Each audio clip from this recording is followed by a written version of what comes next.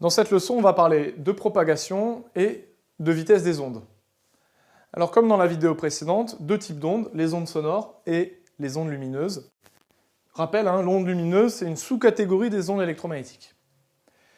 Donc les ondes sonores, on a vu dans la vidéo précédente que c'était la vibration du milieu matériel. Rappelle-toi du haut-parleur qui vibre et qui fait se déplacer l'air qui est juste devant le haut-parleur. Par conséquent, les ondes sonores, elles se propagent dans un milieu matériel.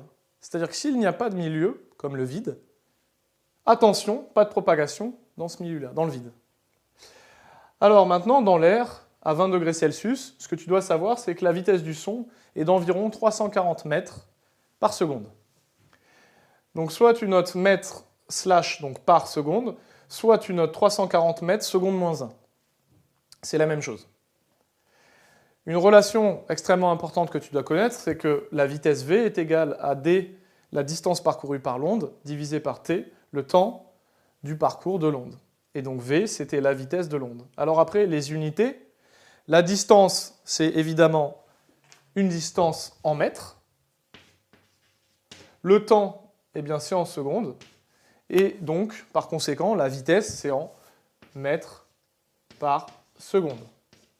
Donc on retrouve bien effectivement les bonnes unités que j'avais utilisées juste avant. Alors à quoi elle peut servir cette relation?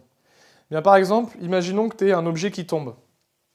Il tombe sur le sol, qui est matérialisé ici en bas par les hachures.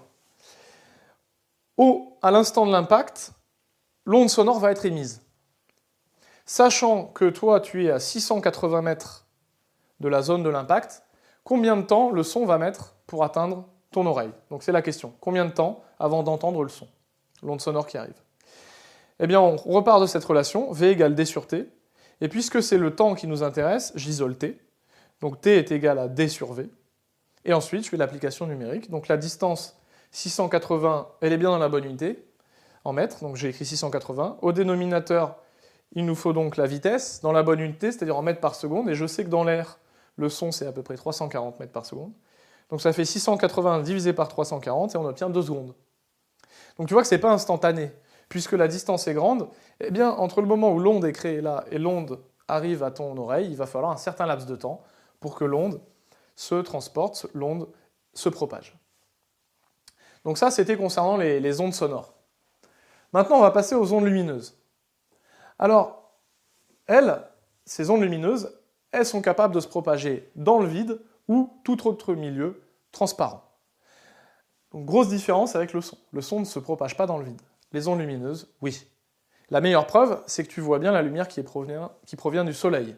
Le soleil émet de la lumière, et entre le soleil et la Terre, évidemment, il y a le vide, l'espace, c'est du vide, et donc les ondes se sont bien propagées dans le vide, puisqu'elles ont réussi à atteindre ton œil et tu es sur Terre.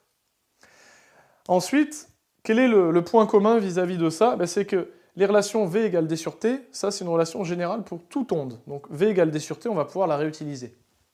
Par contre, ce que tu dois savoir, c'est que la vitesse des ondes lumineuses est de 3 fois 10 puissance 8 mètres par seconde. Donc 3 10 puissance 8, 10 puissance 8, je te rappelle que c'est un 1 avec 8 zéros derrière. En fait, c'est la même chose que 100 millions.